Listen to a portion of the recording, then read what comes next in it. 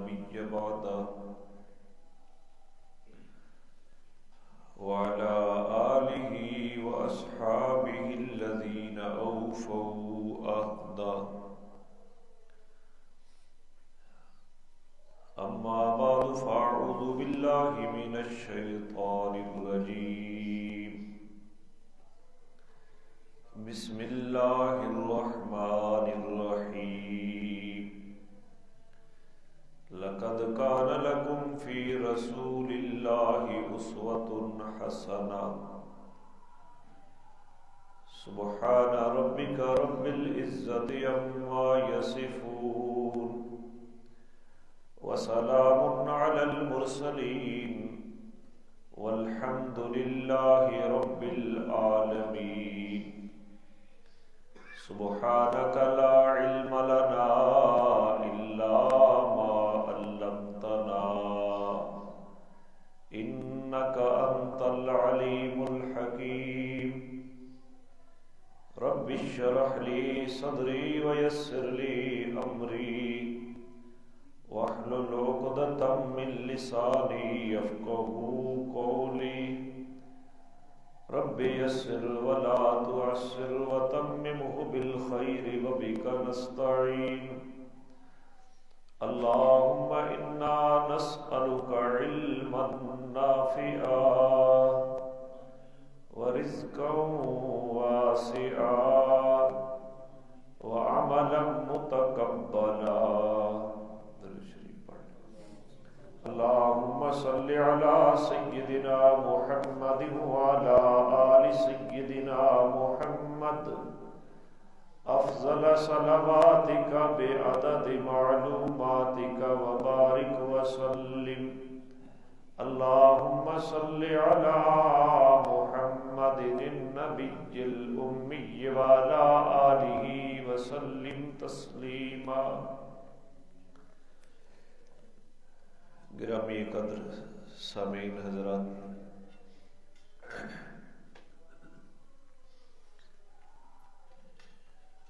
آج اللہ کے فضل سے ایک عارضی تعطل کے بعد دوبارہ سیرت النبی صلی اللہ علیہ وسلم کا سلسلہ جہاں سے رک گیا تھا وہاں سے دوبارہ شروع کرنے کی سعادت حاصل کر رہا ہوں، اور آج غالباً 16واں جمعہ بنتا ہے۔ اللہ کریم صحیح بیان کرنے کی توفیق عطا فرمائے، اور فریقین کو جناب رسول اللہ صلی اللہ علیہ وسلم کی سیرت مقدسہ سے وافر حصہ نصیب فرمائے۔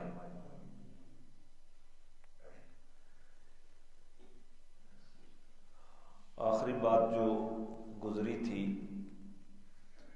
رسول اللہ صلی اللہ علیہ وسلم کی عمر 35 سال کی ہوئی تو قریش مکہ نے کعبۃ اللہ کو از سر نو تعمیر کرنے کا فیصلہ کیا، اور اس کے لیے انہوں نے یہ اعلان کیا تھا کہ ہر آدمی چندہ کرے اور حلال کی کمائی سے کرے، زنا کی کمائی نہ ہو، غصب کی کمائی نہ ہو، ڈاکہ زنی کی کمائی نہ ہو، خالص حلال کی کمائی ہو۔ تو حتیم کا حصہ باہر رہ گیا تھا حلال کی کمائی نہ ہونے کی وجہ سے، اور 3 حصوں کے اوپر انہوں نے چھت ڈال دیا۔ حجر اسود کو رکھنے کی باری آئی، اختلاف ہوا، اور پھر وہ اختلاف رسول اللہ صلی اللہ علیہ وسلم کی ذات اقدس کے اوپر آ کر اتفاق ہو گیا، اور آپ نے حجر اسود کو بڑی خوبصورت حکمت عملی کے ساتھ دیوار کعبہ میں پیوست کیا۔ میاں صاحب یہ آواز پتہ نہیں ہلی پئی یا نہیں، آواز کرخت نہیں ہے، تھوڑی تیز ہے۔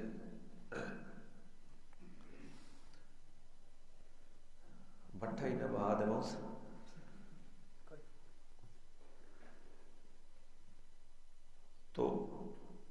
یہ جو آپ کی عمر مبارک 35 سال ہے، تو اس کے بعد آپ کے اعلان نبوت کا زمانہ بالکل قریب آ گیا، اور ظہور نبوت ہونے والا تھا بھی ٹھیک ہے۔ ظہور نبوت کا زمانہ بالکل قریب ہو گیا۔ اس ظہور نبوت کے قریب والے زمانے میں یہودی علماء اور عیسائی علماء نے حضور علیہ السلام کی بعثت کے متعلق بشارتیں دی، اور عرب کے اندر جو کاہن تھے انہوں نے بھی آپ کی بعثت کی بشارتیں دی۔ جوں جوں زمانہ ظہور نبوت کے قریب آ گیا، یہود کے علماء اور نصرانیوں کے علماء نے تو اپنی سابقہ آسمانی کتابوں کے علم کی بدولت وہ پیشین گوئیاں بتائی آپ کی بعثت کے متعلق۔ یہ جو کاہن تھے انہوں نے جو پیشین گوئیاں کی، اس کی وجہ یہ تھی کہ جنات ان کے تابع تھے، اور آپ کی ولادت سے پہلے عموماً اور خصوصاً آپ کی بعثت سے پہلے جنات کا آسمان تک پہنچنے کا داخلہ کھلا تھا، ممنوع نہیں تھا۔ جنات آسمان دنیا تک جاتے، فرشتوں کی گفتگو کو سنتے اور اس کو زمین کے اندر پھیلا دیتے تھے۔ کبھی وہ سچی بات پھیلا دیتے اور کبھی وہ اس کے اندر گڑبڑ کر کے اپنی طرف سے آمیزش کر کے اس گفتگو کو زمین کے اندر پھیلا دیتے۔ تو وہ اپنے کاہنوں کو وہ باتیں بتلاتے، تو وہ کاہن آگے وہ باتیں بتلایا کرتے تھے۔ تو آپ کا جب اعلان نبوت ہونے والا تھا تو اس سے پہلے ان تینوں طبقوں نے، سابقہ آسمانی کتاب کے یہودی علماء اور عیسائی علماء نے آپ کی بعثت کی بشارتیں دینا شروع کر دی، اور کاہنوں نے بھی بشارتیں دینا شروع کر دی ان جنات کے کہنے پر، جنات کے اس عمل کی بدولت۔ تو یہ بشارتیں شروع ہو گئی۔ اس سے پہلے جب رسول اللہ صلی اللہ علیہ وسلم کی ولادت ہوئی، اور آپ کی ولادت سے پہلے کے عرصے کے اوپر بھی اسی طرح کی بشارتیں میں نے آپ کو سنائی ہیں، ان لوگوں نے بشارتیں دی، اور اب یہ بشارتیں پھر میں آپ کے سامنے رکھنے والا ہوں۔ تو چونکہ مختلف علماء کی جانب سے یہ بشارتیں آئی تھیں، تو خلط ملط ہونے کے خطرے کے پیش نظر میں آپ کو وہ پڑھ کے سناؤں گا، تاکہ ایک واقعہ دوسرے واقعے سے گڑبڑ نہ ہو۔ وہ میری سکرین کے اوپر وہ سارے موجود ہیں۔ تو یہودی علماء کے پہلے واقعات میں آپ کو پڑھ کے سناؤں گا، تاکہ وہ واقعات من و عن بھی رہیں اور ایک واقعہ دوسرے واقعے سے ملتبس بھی نہ ہو۔ یہ ایک صحابی ہیں حضرت سلمہ بن سلامہ، یہ بدر کے میدان میں رسول اللہ صلی اللہ علیہ وسلم کے ساتھ حاضر ہوئے۔ یہ کہتے ہیں کہ ہمارے پڑوس میں بنی عبد اشل کے یہودیوں میں سے ایک عالم رہتا تھا، اور اس یہودی نے ایک روز بت پرستوں کے سامنے قیامت کا تذکرہ کیا کہ لوگ دنیا سے چلے جائیں گے، مرنے کے بعد قیامت آئے گی، لوگ دوبارہ زندہ ہوں گے، پھر حساب و کتاب ہوگا، لوگوں کے اچھے اور برے عمل تولے جائیں گے، جس کے بعد ان کو جنت یا جہنم میں پہنچا دیا جائے گا۔ تو اس پر بت پرست لوگوں نے اس یہودی عالم کا مذاق اڑایا کہ تو کس طرح کا بکواس کر رہا ہے، آج تک تو کوئی مر کے دوبارہ زندہ نہیں ہوا، اور تو کہتا ہے مرنے کے بعد دوبارہ اٹھنا ہے، قیامت برپا ہونی ہے، لوگوں کے اعمال کا حساب و کتاب ہونا ہے، اور پھر اس کے بلبوتے ان کو جنت ملنی ہے یا جہنم ملنی ہے۔ تو یہ جب لوگوں نے مذاق اڑایا تو اس یہودی نے قسم اٹھا کے کہی، اس نے کہا قسم ہے اس ذات کی جس کے نام کا حلف لیا جاتا ہے کہ قیامت کے عذاب سے اتنا ڈر پیدا ہوگا کہ آدمی یہ چاہے گا کہ بڑی سے بڑی آگ کا ایک زبردست تنور دہکا کر اس کو اس میں ڈالا جائے، پھر اس کو بند کر دیا جائے۔ اگر اس کے بدلے میں وہ کل قیامت کے دن جہنم کی آگ سے بچ سکتا ہے تو آدمی یہ کر گزرنے کے اوپر بھی تیار ہو جائے۔ تو یہ اس یہودی عالم نے کہا۔ یہ سن کر لوگوں نے کہا کہ تیرا برا ہو، اس دور کی علامت اور نشانی کیا ہوگی؟ قیامت کی نشانی کیا ہوگی؟ علامت کیا ہوگی؟ تو اس یہودی نے مکے اور یمن کی طرف اشارہ کر کے بتایا کہ ایک نبی جو ان علاقوں سے ظاہر ہوگا، وہ نبی جو ہے وہ قیامت کی نشانی ہوگی، آخری نبی ہوگا۔ لوگوں نے پوچھا کہ اس نبی کو ہم میں سے کوئی دیکھ بھی پائے گا؟ تو یہ حضرت سلمہ اس وقت سب سے کم عمر تھے، وہ کہتے ہیں کہ میری طرف اس نے اشارہ کیا کہ یہ بچہ اگر زندہ رہا تو یہ بچہ اس نبی کو دیکھ پائے گا، یہ بچہ اس نبی کو دیکھ پائے گا۔ یہ اس کی زمانہ نبوت کے بالکل ابتدا میں یہ بچہ اگر زندہ ہوا تو یہ اس نبی کو دیکھا۔ اور حضرت سلمہ کہتے ہیں خدا کی قسم دن اور رات گزرتے گئے، یہاں تک کہ حضرت محمد صلی اللہ علیہ وسلم کو اللہ نے نبوت دے کر ظاہر فرمایا۔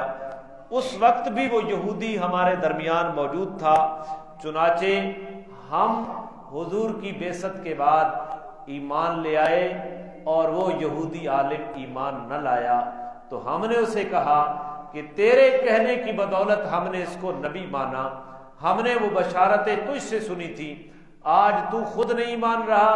تو اس نے کہا میں نے ان کے متعلق نہیں کہا تھا جس کو تم نبی مان رہے ہو۔ یہ صرف حسد تھا اور بغض تھا ان کے درمیان کہ نبوت چونکہ بنی اسماعیل کے اندر چلی آ رہی تھی اور آخری نبی بنی اسرائیل سے ہٹ کر بنی اسماعیل کے اندر آ گیا، تو اس وجہ سے انہوں نے حسد کرتے ہوئے رسول اللہ صلی اللہ علیہ وسلم کی بعثت کا انکار کر دیا، وگرنہ وہی لوگ آپ کی بعثت کی بشارتیں دیتے آ رہے تھے۔ تو یہ جب آپ کی عمر 35 سال سے تجاوز کر گئی، اعلان نبوت کا زمانہ قریب آیا، تو یہودی عالم، عیسائی عالم اور عرب کے کاہن آپ کی نبوت کے بشارتیں دے رہے تھے۔ تو میں یہ پڑھ اس لیے رہا ہوں نا سامنے دیکھ کر، تاکہ ایک واقعہ دوسرے واقعے کے ساتھ ملتبس نہ ہو اور بات رل مل نہ جائے، دیکھ کر پڑھ اس لیے رہا ہوں۔ یہ واقعات علامہ حلبی نے سیرت حلبیہ میں ان کو اکٹھا کیا ہے، اور علامہ ابن کثیر نے البدایہ والنہایہ، جس کا اردو ترجمہ آج کل تاریخ ابن کثیر میں کے نام سے ملتا ہے، اس کے اندر بھی ان واقعات کو اکٹھا کیا ہے۔ تو اس یہودی نے آپ صلی اللہ علیہ وسلم کو ماننے سے انکار کر دیا۔ اب ایک دوسرا واقعہ بھی یہود کے علماء کا ہے۔ ایک صحابی عمر ابن انبسہ، یہ بعد میں صحابی بنے، یہ کہتے ہیں یہ سلمی تھے، قبیلہ سلم کے ساتھ ان کا تعلق تھا۔ یہ خود کہتے ہیں کہ جاہلیت کے زمانے میں میں بتوں سے بیزار تھا، بتوں کی عبادت کرنا یہ میری طبیعت کے موافق نہیں تھا۔ یہ اپنا واقعہ خود بیان کرتے ہیں کہ میں بت پرستی سے بیزار اس طرح ہوا کہ ہماری قوم بت پرستی، جب وہ سفر میں جاتے کسی جگہ کے اوپر جا کر پڑاؤ کرتے تو وہاں کوئی آدمی جا کر 4 پتھر اٹھاتا تو 3 پتھر تو وہ استنجے کے لیے رکھ لیتا، اور جو پتھر زیادہ صاف ستھرا اور خوبصورت ہوتا اس پتھر کی پوجا پاٹ شروع کر دیتا، اور پھر آگے کوئی 5واں پتھر اس سے زیادہ اچھا اور خوبصورت مل جاتا تو چوتھے کو پھینک دیتا اور 5ویں کی عبادت شروع کر دیتا۔ تو مجھے اس وجہ سے بڑی نفرت ہوئی، میں اپنی قوم سے کہ اس عمل سے بہت زیادہ مایوس ہوا اور میں نے بتوں کی عبادت کو چھوڑ دیا۔ یہ کہتا ہے عمر ابن انبسہ، یہ بعد میں صحابی بنے، یہ کہتے ہیں اس زمانے میں علاقہ تیماء، یہ مدینہ اور شام کے درمیان ایک بستی ہے تیماء نامی، اس بستی کا ایک یہودی عالم مجھے ملا، اور اس بستی کے میں نے اس عالم کے سامنے یہ بات رکھی کہ میں اس قوم کا آدمی ہوں جو بتوں کو پوجتے ہیں، مگر ان کا حال یہ ہے کہ ایک جماعت کے قافلے نے آ کر کسی جگہ اتر کر پڑاؤ ڈالا اور ان کے پاس کوئی معبود یعنی بت نہیں ہے۔ تو اب ایک شخص قافلے سے نکلتا ہے اور 4 پتھر اٹھا کر لاتا ہے، پھر ان میں سے 3 کو تو استنجا کرنے کے لیے الگ کر لیتا ہے، اور ان میں سے ایک کو جو زیادہ صاف ستھرا ہو اپنا معبود بنا کر اس کی عبادت شروع کر دیتا ہے۔ پھر وہیں اگر اس سے زیادہ صاف ستھرا کوئی پتھر مل گیا تو اس پچھلے معبود کو چھوڑ کر اس کی عبادت شروع کر دیتا ہے جو نیا پتھر اس کو ملا۔ تو اسی طرح اگر آگے جا کر وہ کہیں اور ٹھہرتا ہے تو وہاں اس سے زیادہ اچھا کوئی پتھر مل جاتا تو پہلے کو پھینک کر اس نئے کو معبود بنا دیتا۔ آخر میں اس نتیجے پر پہنچا کہ یہ سب بکواس ہے، یہ سب باطل چیزیں ہیں، ان کا کوئی فائدہ نہیں ہے، نہ ان کا کوئی نقصان نہیں ہے، اس لیے آپ مجھے اس سے بہتر کوئی چیز بتلائیے۔ اب اس یہودی عالم نے مجھے کہا مکے میں ایک شخص ظاہر ہوگا، مکے میں ایک شخص جس سے میں نے بت پرستی کی نفرت کا اظہار کیا نا، تو اس میں مجھے بتایا کہ مکے میں ایک شخص ظاہر ہوگا جو اپنی قوم کے معبودوں سے بیزار ہوگا، ان کے علاوہ ایک دوسرے معبود کی طرف لوگوں کو بلائے گا، یعنی اللہ کی طرف بلائے گا۔ اس لیے جب تم اس شخص کو دیکھو تو اس کی پیروی کرنا، اس لیے وہ سب سے زیادہ افضل اور اعلیٰ دین لے کر آئے گا۔ یہ کون کہہ رہا ہے؟ تیما بستی کا ایک یہودی عالم یہ کہہ رہا ہے۔ اس کے بعد جب بھی مکہ سے کوئی شخص آتا تو یہ عمر ابن عمسہ کہتے، میں اس سے پوچھتا کہ مکہ میں کوئی نیا واقعہ تو نہیں پیش آیا، اور یہ پوچھتے رہتا۔ تو ایک دن مجھے بتایا گیا کہ ایک شخص ظاہر ہوا ہے جو اپنے قوم کے بتوں سے بیزاری ظاہر کرتا ہے، ان کے سوا ایک دوسرے معبود کے طرف لوگوں کو بلاتا ہے۔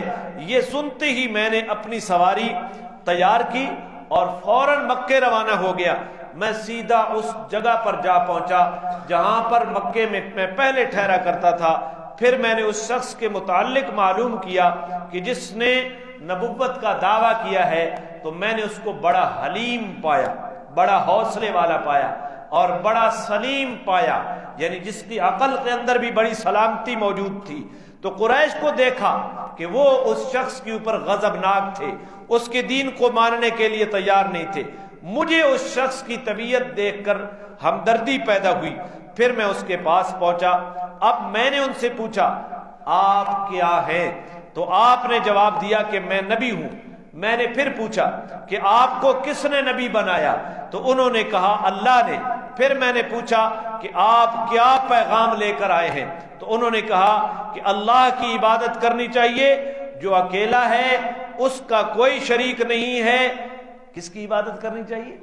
اللہ کی عبادت کرنی چاہیے جو اکیلا ہے اور اس کا کوئی شریک، یہ لا الہ الا اللہ وحدہ لا شریک لہ۔ اور دوسری بات اس نبی نے جو مجھے بتائی، میں خون ریزی بند کرنے کے لیے اس دنیا میں آیا ہوں۔ کس کے لیے آیا ہوں؟ خون ریزی بند کرنے کے لیے اس دنیا میں آیا ہوں، فسادات کو ختم کرنے کے لیے آیا ہوں۔ اور تیسری بات مجھے کی بتوں کو توڑنے کے لیے میں اس دنیا میں آیا ہوں۔ اور چوتھی بات یہ کی رشتہ داروں کی خبر گیری کا حکم دینے کے لیے آیا ہوں۔ کس چیز کا؟ آج جس کی ہم پاسداری نہیں کرتے نا، رشتہ داری کی خبر گیری کے حکم کے لیے میں اس دنیا میں آیا ہوں۔ اور پانچویں بات اس شخص نے مجھے یہ کی کہ مسافروں کو لوٹ مار سے امان دینے کے لیے میں اس دنیا میں آیا ہوں۔ تو یہ آپ نے وہ پیغام بتایا۔ میں نے کہا کہ جو پیغام آپ لے کر آئے ہیں میں اس پیغام کے اوپر ایمان لاتا ہوں، آپ کی تصدیق کرتا ہوں۔ آپ مجھے یہ حکم دیتے ہیں تو میں آپ کے پاس ٹھہر جاؤں، ورنہ میں واپس چلا جاتا ہوں۔ تو مجھے اس شخصیت نے یہ کہا کہ میرے حالات کو آپ نے دیکھ لیے، میری قوم میری مخالفت کر رہی ہے، آپ ابھی نہ ٹھہرے، جب میں اس بستی سے نکل کر جس بستی میں پڑاؤ ڈالوں گا وہاں میرے پاس آ جانا۔ تو میں کہتے ہیں کہ چنانچہ میں گھر واپس آ گیا، یہاں تک کہ حضور علیہ السلام نے مدینے کو ہجرت فرمائی۔ میں بھی فوراً ہی آپ کے پاس پہنچنے کے لیے روانہ ہوا، مدینہ آ گیا۔ یہاں میں نے آپ سے پوچھا اے اللہ کے نبی کیا آپ نے مجھے پہچانا ہے؟ تو آپ نے بتایا ہاں تم وہی سلمی شخص ہو جو میرے پاس مکے میں آئے تھے۔ تو عمر ابن عبسہ رضی اللہ تعالی عنہ کے ایمان کا سبب کیا بنا؟ یہودی عالم کی پیشن گوئیاں کہ مکے کے اندر ایک آدمی ظاہر ہونے والا ہے جو بت پرستی سے نفرت کا اظہار کرے گا اور اس بت پرستی کے علاوہ ایک اور معبود کی خبر دے گا جس کا دین سب سے اعلیٰ اور سب سے افضل دین ہوگا۔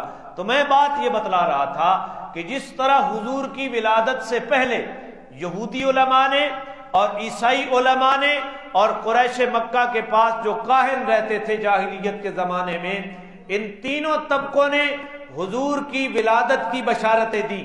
جب آپ کی عمر 40 سال کے قریب ہوئی، آپ نے اعلان نبوت کرنا تھا، تو اعلان نبوت سے پہلے پھر یہودی علماء، پھر عیسائی علماء اور پھر مکے اور جزیرت العرب کے کاہن وہی بشارتیں دینا شروع ہو گئے کہ اب اس نبی کے نبوت کے اظہار کا زمانہ بالکل قریب آ گیا ہے، زمانہ بالکل۔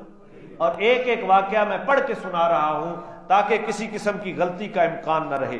اور ایک اور آدمی عاصم ابن عمر، یہ بھی مسلمان ہوئے، یہ کہتے ہیں کہ عاصم بن عمر بن قتادہ اپنی قوم کے لوگوں سے یہ روایت کیا ہے، کہتے ہیں کہ ہمیں اللہ کی رحمت سے اسلام کی طرف اور ہدایت کی طرف جس چیز نے بلایا وہ باتیں ہیں جو ہم یہودی عالموں سے سنا کرتے تھے۔ عاصم بن عمر بن قتادہ کیا کہتے ہیں کہ اسلام کی طرف اور ہدایت کی طرف ہم اس لیے آئے، وہ باتیں ہماری ذریعہ ہدایت بنی جو ہم یہودی علماء سے سنا کرتے تھے۔ ہم لوگ مشرک اور بتوں کو پوجنے والے تھے، جبکہ وہ لوگ یعنی یہودی اہل کتاب تھے، جس کی وجہ سے ان کے پاس وہ علم تھا جو ہمارے پاس نہیں تھا۔ اس وقت ہمارے اور ان لوگوں کے درمیان کوئی نہ کوئی فتنہ اور فساد ہوتا رہتا تھا، چنانچہ جب بھی ہم کوئی ایسی بات کر دیتے جو ان لوگوں کو ناگوار گزرتی تو یہودی علماء ہمیں کہتے تھے اب وہ زمانہ قریب آ گیا ہے جس میں ایک نبی کا ظہور ہونے والا ہے، وہ تمہیں قوم عاد اور قوم سمود کی طرح قتل کر کے نیست و نابود کر دے گا۔ یہ بات وہ لوگ اکثر کہا کرتے تھے، مگر جب اللہ نے اپنے رسول کو ظاہر فرما دیا، آپ صلی اللہ علیہ وسلم نے ہمیں اللہ عز و جل کی طرف بلایا تو ہم نے فوراً آپ کی آواز پر لبیک کہا اور آپ کے پیغام کو قبول کر دیا۔ عاصم بن عمر کیا کہتے ہیں؟ ہمارے اسلام کی طرف آنے کا واقعہ کیا بنا؟ یہودی علماء ہمیں ڈرایا کرتے تھے، جب ان کے ساتھ ہمارا کسی بات کے اوپر جھگڑا ہوتا تو وہ کہتے ایک نبی ظاہر ہونے والا ہے، وہ مشرکوں کو اور بت پرستوں کو اسی طرح قتل کر دے گا جس طرح قوم عاد قتل ہوئی اور قوم سمود قتل ہوئی۔ تو جب وہ نبی ظاہر ہوا تو ہم اس نبی کی بات کو مان کر ایمان والے بن گئے، اس نبی کی بات کو ایمان والے۔ آگے کیا کہتے ہیں؟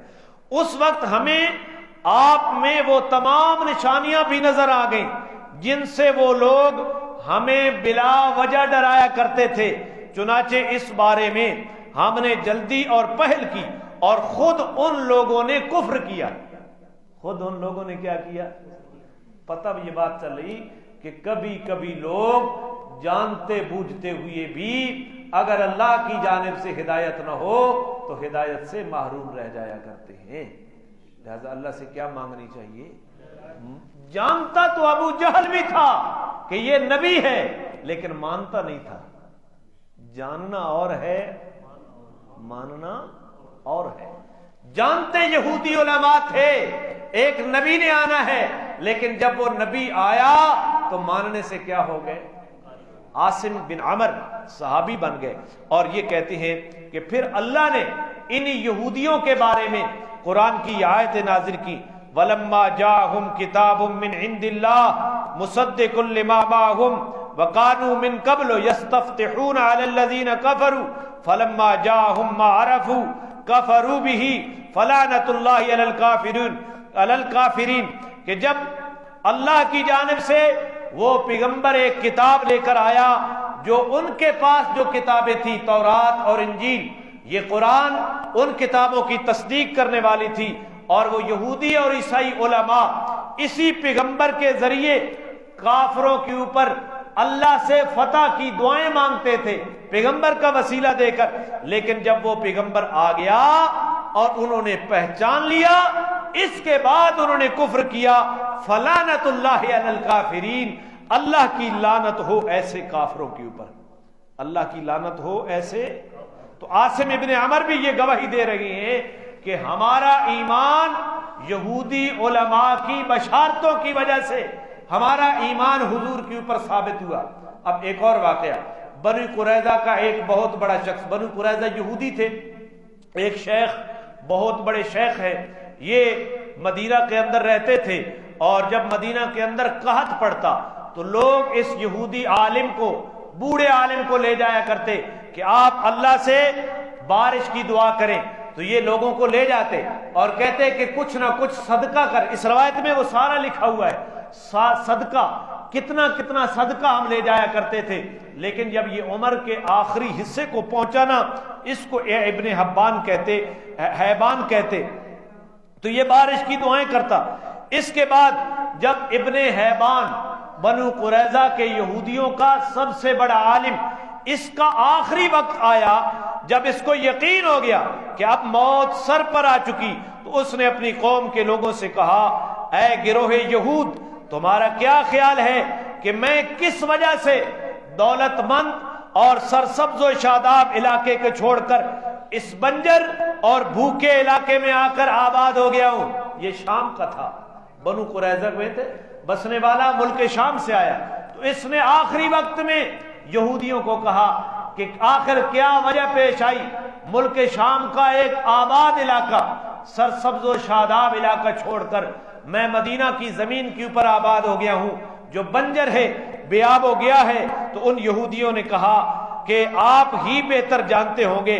تب اس نے کہا، میں اس علاقے میں اس لیے آ کر ٹھہرا ہوں کہ مجھے ایک نبی کے ظہور کی امید ہے جس کا زمانہ بالکل قریب آ پہنچا ہے، اس کا وقت اسی طرح قریب آ چکا ہے گویا کہ تم اس زمانے کے سائے میں پہنچ چکے ہو، گویا کہ تم اس کے زمانے کے سائے میں پہنچ چکے ہو۔ میں پوری روایت پڑھ رہا ہوں، دیکھ اس لیے رہا ہوں تاکہ ایک لفظ بھی نہ چھوٹے۔ یہ شہر اس کی ہجرت گاہ ہے، یعنی ہجرت کا گھر ہے۔ میری تمنا ہے کہ وہ نبی ظاہر ہو جائے اور میں بھی اس کی پیروی کروں، بہرحال تم لوگوں تک اس کا زمانہ آ پہنچائے، اس لیے اس نبی کو ماننے میں تم پہل کرو۔ جو لوگ اس نبی کے مخالف ہوں گے ان کی خون ریزی ہوگی، ان کے بچے اور عورتیں قیدی بنیں گے، لہذا تم ان باتوں کی وجہ سے تم اس کی طرف پڑھنے سے رک مت جانا۔ چنانچہ جب رسول اللہ کا ظہور ہوا اور مدینہ پہنچنے کے بعد یہودیوں کی مخالفت اور سازشوں کی بنا پر آپ نے بنو قریظہ کے یہودیوں کا محاصرہ کیا، تو بنو قریظہ کے یہودیوں کے کچھ نوجوان، ان کے نام بھی لکھے ہوئے ہیں، سالمہ بن سایہ، اسد بن شعبہ، اسید بن شعبہ، اسد بن عبید، یہ نوجوان بنو قریظہ کے قلعے سے نیچے اتر کر اسی بنو قریظہ کے عالم کی بشارتوں کے اوپر حضور کے ہاتھ کے اوپر ایمان لے آئے۔ تو یہ لوگ صحابی بنے، حضور صلی اللہ علیہ وسلم کے بشارتیں جو یہودی علماء نے دی تھی ان کے، میں ابھی یہودی علماء کی روایتیں پڑھ رہا ہوں، اس کے بعد عیسائی علماء کی ہیں۔ حضرت عباس رضی اللہ تعالیٰ عنہ حضور علیہ السلام کے کیا لگتے ہیں جی؟ مسلمان کب ہوئے؟ ہاں، فتح مکہ کے دن 8 ہجری میں مسلمان ہوئی۔ حضرت عباس کہتے ہیں میں اور ابو سفیان حضرت امیر معاویہ کے والد ہیں، یہ کب مسلمان ہوئے جی؟ فتح مکہ کے دن مسلمان ہوئے ابو سفیان بھی اور حضرت۔ اب ایک بات میں کہتا چلوں، جو لوگ فتح مکہ کے بعد جو لوگ مسلمان ہوئے ان کو صحابی نہیں مانتے، ان کو کہتے ہیں کہ یہ طلقاء ہے۔ یہ جو فیس بک کے ان پڑھے مفتی یہ بھی ایسی باتیں لکھتے رہتے ہیں۔ آپ اگر ابو سفیان کے متعلق صحابی ہونے سے انکاری ہیں اور ان کو کہتے ہیں یہ طلقاء ہے، تو حضرت عباس بھی تو فتح مکہ کے دن مسلمان ہوئے، اب ان کو بھی کیا صحابی نہیں کہیں گے؟ یا تمہاری یہ صرف دشمنی بنو امیہ کے ان لوگوں کے ساتھ ہے جو حضور کے ہاتھ کے اوپر مسلمان ہوئے؟ کچھ تو سوچنا چاہیے۔ اور قاعدہ یہ ہے الاسلام یہدم ما کان قبلہ، اسلام ما قبل کے سارے گناہوں کو مٹا دیتا ہے، اسلام ما قبل کے سارے گناہوں کو مٹا دیتا ہے۔ تو حضرت عباس کہتے ہیں ایک قافلہ مکہ سے یمن میں تجارت کے لیے گیا۔ کہاں گیا؟ مکہ سے یمن گیا تجارت کے لیے۔ اس قافلے میں میں بھی تھا اور اس قافلے میں ابو سفیان بھی تھا۔ اب میں پوری بات آپ کو پڑھ کے سناتا ہوں۔ وہاں اب حضرت عباس کہتے ہیں ہمیں ابو سفیان کے بیٹے حنظلہ بن ابی سفیان اس کا خط ملا جس میں یہ لکھا تھا کہ محمد نے مکے میں یہ دعویٰ کیا کہ میں اللہ کا رسول ہوں اور تم لوگوں کو اللہ کی طرف بلاتا ہوں۔ حضرت عباس کیا کہہ رہے ہیں کہ ہم کہاں تھے؟ یمن میں تجارت میں۔ وہاں ہمیں خط گیا، خط لکھنے والا کون تھا؟ ابو سفیان کا بیٹا حنظلہ، کہ محمد نے مکے میں دعویٰ کیا ہے کہ میں نبی ہوں اور میں تمہیں اللہ کی طرف بلاتا ہوں۔ یہ خبر فوراً ہی یمن کے علاقے میں پھیل گئی، چنانچہ ہمارے پاس ایک یہودی عالم آیا اس خبر کے پھیلنے کے بعد اور کہنے لگا مجھے معلوم ہوا ہے کہ تم لوگوں میں کوئی اس شخص جس نے نبوت کا دعویٰ کیا ہے، تم لوگوں میں اس شخص کا کوئی چچا بھی موجود ہے جس نے یہ دعویٰ کیا ہے، جس کا یہ چرچا ہو رہا ہے۔ حضرت عباس کہتے ہیں میں نے اس سے کہا ہاں میں اس کا چچا ہوں، ہاں میں اس کا۔ ابھی تو عباس مسلمان نہیں ہوئے تھے۔ کہتے ہیں میں نے کہا، تب اس یہودی عالم نے کہا میں تم سے اللہ کے نام پر پوچھتا ہوں، کیا تمہارے بھتیجے میں بچپنا ہے اور شوخی ہے؟ اپنے آپ کو پھنڈاونا، کیا تیرے بھتیجے کے اندر یہ خصلت ہے بچپنے والی، شوخی بگاڑنے والی؟ میں نے کہا ہرگز نہیں، وہ بڑا سنجیدہ ہے، اس نے کبھی جھوٹ نہیں بولا، کبھی امانت میں خیانت بھی نہیں کی، یہاں تک کہ قریش میں اس کا نام امین پڑ گیا ہے۔ یہ کون کہہ رہا ہے؟ حضرت عباس۔ تم تو بچپنے کی بات کرتے ہو نا، وہ تو امین ہے، امین، وہ تو جھوٹ بھی نہیں بولتا۔ پھر اس یہودی عالم نے مجھ سے پوچھا کیا وہ لکھنا پڑھنا جانتا ہے؟ کیا آپ کا جواب کیا ہوگا؟ جی نہیں۔ حضرت عباس کا جواب سنو۔ حضرت عباس کہتے ہیں اس یہودی عالم نے پوچھا کیا وہ تیرا بھتیجا لکھنا پڑھنا جانتا ہے؟ حضرت عباس کہتے ہیں میں نے چاہا کہ ہاں کہہ دوں، میں نے چاہا ہاں کہہ دوں کہ ہاں میرا بھتیجا لکھنا بھی جانتا ہے پڑھنا بھی جانتا ہے۔ اور اس کی وجہ بھی حضرت عباس کہتے ہیں کیونکہ ان کے نزدیک اس وقت بھتیجے کی عزت اسی میں تھی کہ ان کو لکھا پڑھا بتایا جائے ان کو۔ تو میرے دل میں آیا کہ میں کیا کہہ دوں؟ ہاں کہہ دوں، مگر مجھے ابو سفیان سے ڈر ہوا کہ اگر میں نے محمد کے بارے میں یہ غلط بات کہہ دی تو وہ مجھے فوراً جھٹلا دے گا اور میری بات کی تردید کر دے گا، میری بات کی۔ اس لیے میں نے کہہ دیا کہ وہ لکھنا بھی نہیں جانتا اور پڑھنا بھی۔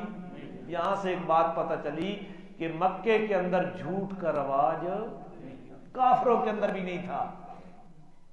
چاہے جائے کہ حضور کا کلمہ پڑھنے والا جھوٹ بولے، اللہ میں سمجھ نصیب فرمائے۔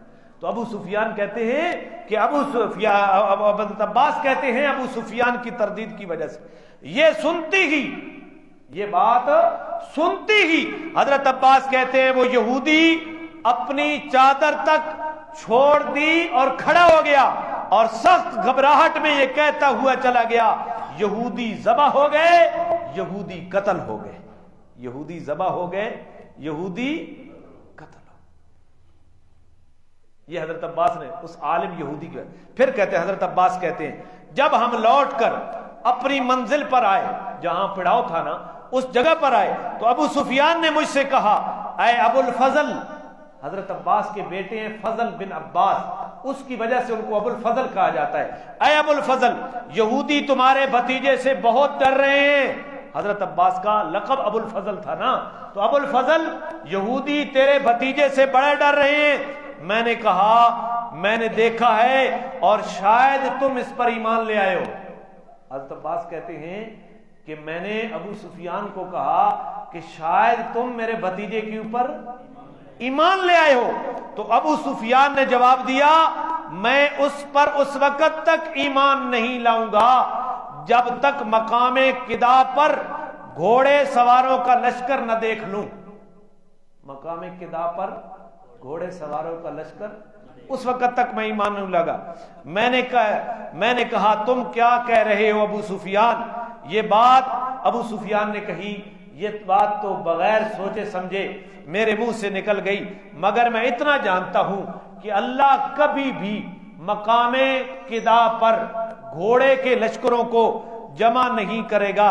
تو حضرت عباس یہ ساری بات ذکر کرنے کے بعد کہتے ہیں کہ جب فتح مکہ ہوا اور رسول اللہ گھوڑوں کا لشکر لے کر مقام قدا کے اوپر آئے، اور میں نے ابو سفیان کو کہا کہ تو نے کہا تھا نا کہ میں اس وقت تک ایمان نہیں لاؤں گا جب تک اللہ مقام قدا تک گھوڑوں کے لشکروں کو نہ لے آئے۔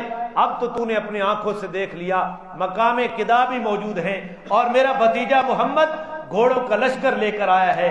تو اس وقت ابو سفیان بھی ایمان لے آیا، اس وقت ابو سفیان بھی۔ ان کے ایمان کا واقعہ اصل کیا بنا تھا؟ وہ یہودی عالم بنا تھا۔ تو اللہ تعالی ہمیں یہ سمجھ نصیب فرمائے۔ آج یہودیت حضور صلی اللہ علیہ وسلم کے اوپر کتنی تہمتیں لگاتے ہیں۔ ایک اور آدمی امیہ بن ابی سلط یہ کہتا ہے، یہ بھی یہودی تھا، کہ میں نے قدیم کتابوں میں آخری نبی کا حلیہ پڑھا جو ہمارے علاقے میں ظاہر ہوگا، میں اس وقت یہ سمجھتا تھا کہ وہ نبی میں خود ہوں۔ کیا کہتا؟ میں وہ حلیہ اپنی کتابوں میں پڑھتا نا، تو امیہ کہتا ہے، امیہ بن ابی سلط، کہ میں اپنے آپ کو کہتا کہ وہ نبی میں خود ہوں، مگر اور اس کا تذکرہ بھی کرتا تھا، مگر پھر مجھے پتا چلا کہ وہ نبی بنی عبد مناف میں سے ہوگا۔ پہلے تو میں اپنے آپ کو کیا بنائے رکھا؟ نبی۔ پھر مجھے پتا چلا کہ وہ نبی تو نہیں ہے، وہ نبی تو بنی عبد مناف میں سے ہوگا۔ چنانچہ میں نے بنی عبد مناف کو اس حلیے کے مطابق جانچنا شروع کر دیا۔ خدا بخشا اس نو کہے وے بھائی کدھر گیا سپیکر کو؟ کیا ہے یہ مسجد دا نظام ہی نا اخپال بندوبست چلنا پیا، نہ کوئی منتظم ہے نہ کوئی محتمم ہے۔ تو میں نے بنی عبد مناف کو اس حلیے کے مطابق جانچنا شروع کر دیا۔ تو یہ کہتے ہیں میں نے عتبہ بن ربیعہ کو، عتبہ بن ربیعہ یہ کافروں کا ایک سردار تھا قریش کا، میں نے اس کے حلیے کو دیکھا نا، تو یہ امیہ بن ابی سلط یہودی ہے، یہ کہتا ہے کہ میں نے اس کو نبی سمجھنا شروع کر دیا، لیکن جب اس کی عمر 40 سال سے اوپر چلی گئی تو میں نے سمجھ لیا کہ یہ عتبہ بھی نبی نہیں ہے، مگر اس پر وحی نہیں آئی۔ تب میں نے سوچا کہ نبی کوئی اور ہوگا۔ ابو سفیان کہتے ہیں جب محمد کا ظہور ہوا تو میں نے امیہ سے آپ کے متعلق ذکر کیا، وہ کہنے لگا اگر وہ سچے ہیں تو ان کی پیروی کرو، اور تمہیں رکاوٹ کیا ہے؟ امیہ نے کہا، ابو سفیان نے کہا نا کہ تو خود اپنے آپ کو نبی کہتا رہا، پھر تو بنی عبد مناف کے عتبہ کو نبی کہتا رہا، اور اب محمد کو تو نے دیکھ لیا ہے، اگر تو سچا ہے تو اس کے اوپر ایمان لے آنا، اب تجھے رکاوٹ کیا ہے؟ تو یہ امیہ بن ابی سلط کہتا ہے مجھے بنی ثقیف کی عورتوں سے شرم آتی ہے، کیونکہ میں ان سے کہا کرتا تھا کہ وہ نبی میں خود ہوں، اور میں خود ہی بنی عبد مناف کے نوجوان کا پیروکار بن جاؤں۔ حق واضح ہو گیا، لیکن کیا چیز رکاوٹ بن گئی؟ اپنی انا رکاوٹ بن گئی. تو یہودی علماء نے اپنی کتابوں کو پڑھ کر یہ پیشین گوئیاں جناب محمد الرسول اللہ صلی اللہ علیہ وسلم کی اعلان نبوت سے پہلے دی، اور کتنے لوگ ان کی بشارتیں سن کر ایمان لے آئے لیکن خود وہ ایمان سے. تو پتہ یہ چلا کہ جاننے کا نام ایمان نہیں ہے. کس چیز کا نام؟ آج لوگوں کے پاس کثرت معلومات ہیں. کثرت معلومات اس کا نام ہے جاننا. جاننا الگ چیز ہے اور ماننا کیا ہے؟ اگلے جمعے پر میں عیسائی علماء کی بشارتیں آپ کے سامنے رکھوں گا. پھر حضرت عبداللہ انا، وہ صحابی کون سے ہیں جن کی عمر 300 سال سے زیادہ ہے؟ حضرت سلمان فارسی. حضرت سلمان فارسی کے ایمان کا واقعہ میں آپ کی نبوت کی بشارتوں، اعلان نبوت کی بشارتوں کے ضمن میں بیان کروں گا.